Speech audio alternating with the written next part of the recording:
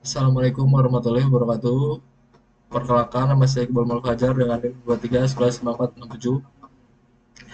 Pada video ini saya akan menjelaskan final project mata kuliah Big Data dan Data Mining dengan topik prediksi harga laptop menggunakan metode data mining.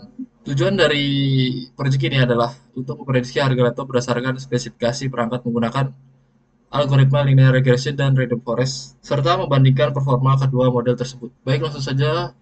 Yang pertama, seperti biasa, import library yang dibutuhkan. Lalu yang kedua, load dataset. Dataset dimuat menggunakan Pandas dengan pengaturan encoding Latin 1. Kemudian ditampilkan beberapa baris awal data untuk memastikan data berhasil dibaca dengan benar. Lalu ada profil dataset.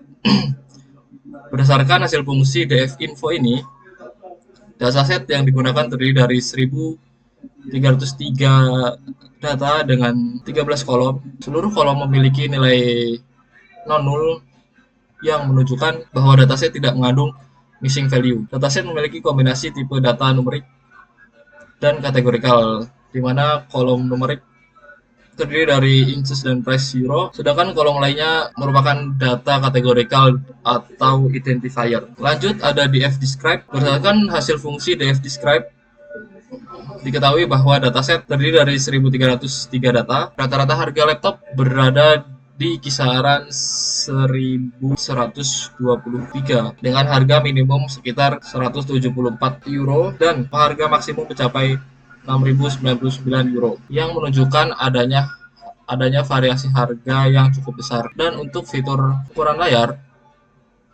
rata-rata laptop memiliki sekitar ukuran 15 inci dengan rentang ukuran dari 10 inci hingga 18 inci. Nilai standar deviasi yang relatif tinggi pada harga laptop menunjukkan bahwa data memiliki sebaran yang cukup luas. Lanjut, ada dfisnull.sum. Berdasarkan hasil pengecekan dfisnull, seluruh kolom pada dataset ini memiliki nilai 0, yang berarti tidak terdapat missing value. Hal ini menunjukkan bahwa dataset memiliki kualitas data yang baik dan tidak memerlukan penanganan nilai kosong pada tahap processing. Lanjut ke data pre-processing. Pada tahap data pre-processing ini dilakukan pembersihan dan penyesuaian format data agar dapat diproses oleh algoritma machine learning. Kolom RAM yang semula masih mengandung satuan GB diubah menjadi nilai numerik bertipe integer, sedangkan kolom byte yang mengandung satuan KG diubah menjadi nilai numerik bertipe float. Di sini dapat terlihat output pada RAM dan byte sudah tidak ada kolom kategorikal. Lanjut ke exploratory data analysis atau EDA. Di sini ada distribusi harga laptop. Histogram menunjukkan distribusi harga laptop berdasarkan variabel price euro. Terlihat bahwa distribusi harga laptop cenderung tidak simetris dan condong ke kanan atau right squared, di mana sebagian besar laptop berada pada rentang harga menengah, sementara hanya sedikit laptop dengan harga yang sangat tinggi. Lanjut, di sini ada analisis korelasi antar fitur. Pada tahap ini, dilakukan pemilihan kolom numerik menggunakan select date types untuk mengambil fitur yang bertipe int dan float. Langkah ini bertujuan untuk memastikan bahwa perhitungan korelasi hanya dilakukan pada data numerik yang dapat dihitung secara matematis. Lanjut, fitur numerik terdiri dari laptop ID, inci, RAM, byte, dan price euro, yang selanjutnya digunakan dalam analisis korelasi.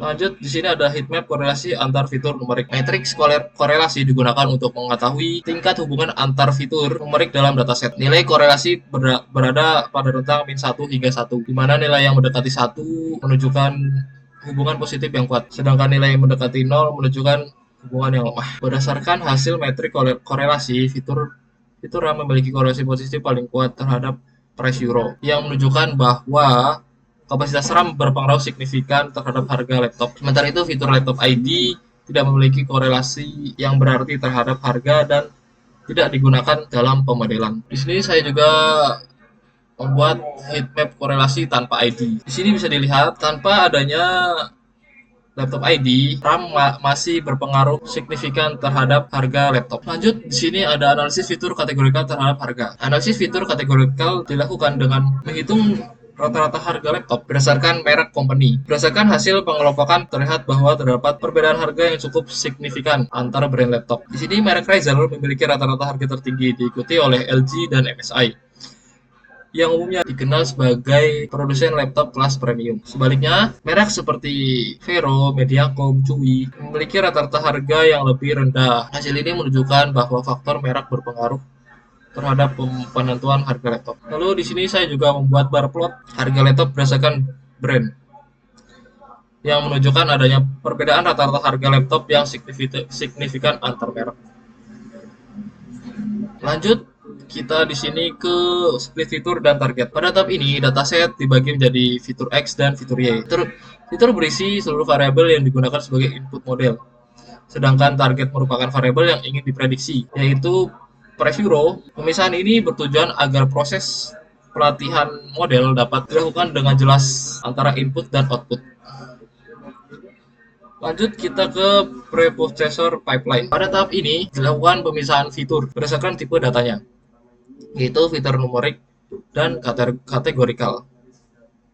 Fitur numerik diproses menggunakan standar scalar untuk menstandarkan skala data, sedangkan fitur kategorikal diproses menggunakan one-hot encoder agar dapat direpresentasikan dalam bentuk numerik.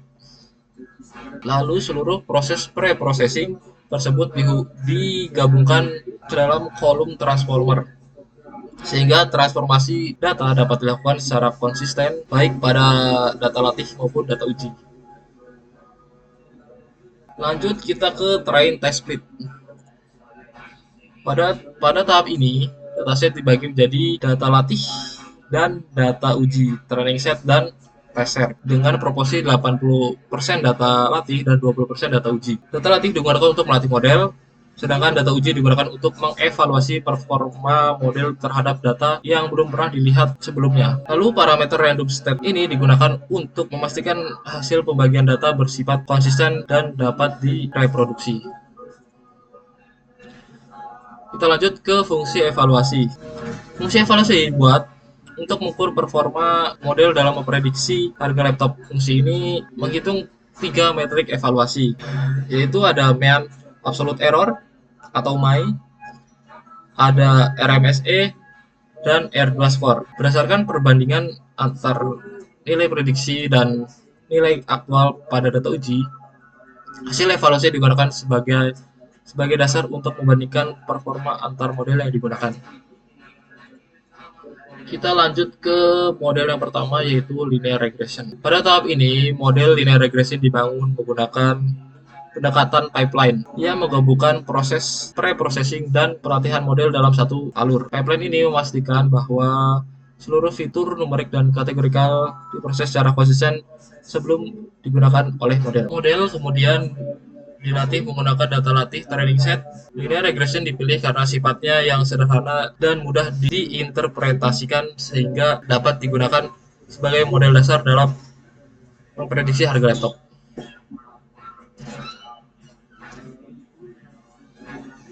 Lanjut ke evaluasi linear regression. Evaluasi model linear regression dilakukan menggunakan data uji dengan 3 metrik evaluasi, yaitu ada MAE, RMSE, dan R2. Hasil evaluasi menunjukkan bahwa model menghasilkan nilai MAE sebesar 187,66 dan hasil RMSE menunjukkan di 281,39 dan R2 0,844. Dan nilai R2 yang mendekati 1 menunjukkan bahwa model mampu menjelaskan sebagian besar variasi harga laptop, sementara nilai RMSE dan MAE menunjukkan tingkat kesalahan prediksi yang relatif rendah.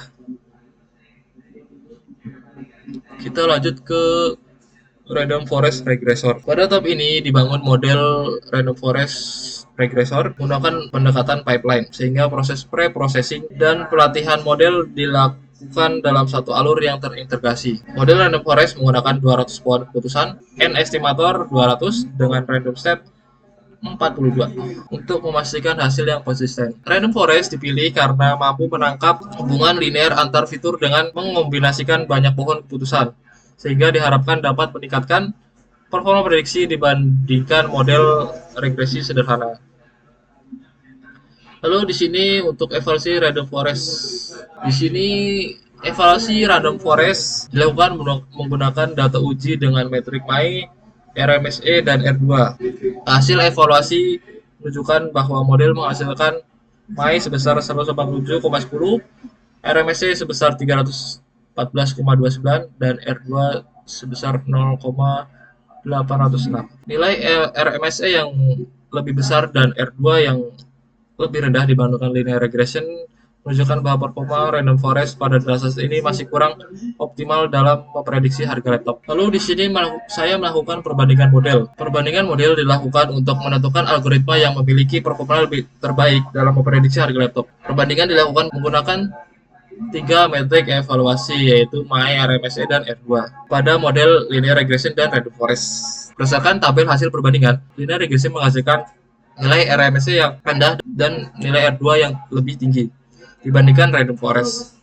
Hal ini menunjukkan bahwa linear regression memiliki tingkat kesalahan prediksi yang lebih kecil serta mampu menjelaskan variasi harga laptop dengan lebih baik pada dataset ini. Dengan demikian, linear regression dipilih sebagai model terbaik untuk digunakan dalam prediksi harga laptop. Dan terakhir, model terbaik telah diperoleh, yaitu linear regression, disimpan menggunakan library joblib dalam format file.pkl. Mungkin cukup sekian penjelasan dari saya tentang prediksi harga laptop menggunakan linear regression dan random forest. Selebihnya saya mohon maaf. Wassalamualaikum warahmatullahi wabarakatuh.